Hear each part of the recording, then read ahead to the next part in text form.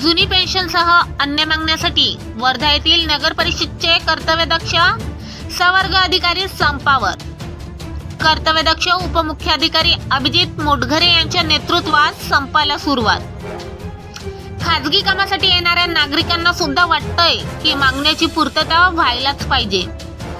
राज्यातील नगर परिषद व नगर पंचायत मधील सन 2005 नंतरच्या सवर्ग अधिकाऱ्यांना अद्यापपर्यंत राष्ट्रीय निवृत्त वेतनाची अंमलबजावणी करण्यात आली नाही। तसेच जुनी पेन्शन योजना बंद करण्यात आली, त्यामुळे नगर परिषद सवर्ग अधिकाऱ्यांमध्ये कमालीचा असंतोष निर्माण झाला आहे। अधिकाऱ्यांना जुनी पेन्शन योजना लागू करून त्यांच्या अन्य मागण्या पूर्ण कराव्या यासाठी वर्धा येथील नगर परिषद कार्यालयासमोर बेमुदत संप पुकारण्यात आला आहे।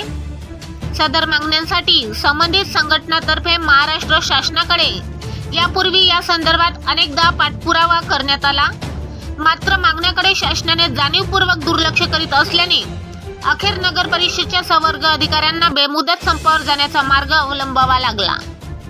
त्याच अनुषंगाने वर्धा नगर परिषदेचे कर्तव्यदक्ष उपमुख्याधिकारी अभिजित मोटघरे यांनी मागण्यासंदर्भात बोलताना सांगितले। त्यावेळी विद्युत विभागाचे कर्तव्यदक्ष अभियंता महेश वानखेडे, स्वच्छता विभागाचे कर्तव्यदक्षता स्वच्छता निरीक्षक चेतन ढवले, मल्ल व निस्सारण विभागाचे कर्तव्यदक्ष अभियंता काशीराम पोटे यांच्यासह नगर परिषदेचे अनेक अधिकारी व कर्मचारी संपात सहभागी होते। मुख्य संपादक Wilson Mokhade, Wardha, blast news Wardha. नगर परिषद सवर्ग अधिकारी संघटनेमार्फत आम्ही आज बेमुदत संप सुरू केलेला आहे।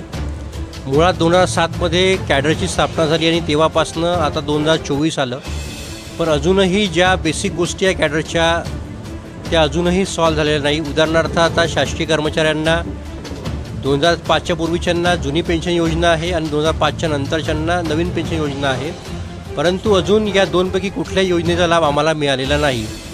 सोबतच आमचे जे पदोन्नतीचं चॅनल आहे ते पदोन्नतीचं चॅनलही अजून प्रॉपरली ओपन केलेलं नाही। इतर शासकीय कर्मचाऱ्यांना 10, 20, 30 आश्वासित प्रगती योजना लाभ मिळतो आहे, तो पण लाभ अजूनही आम्हाला अजून नाही।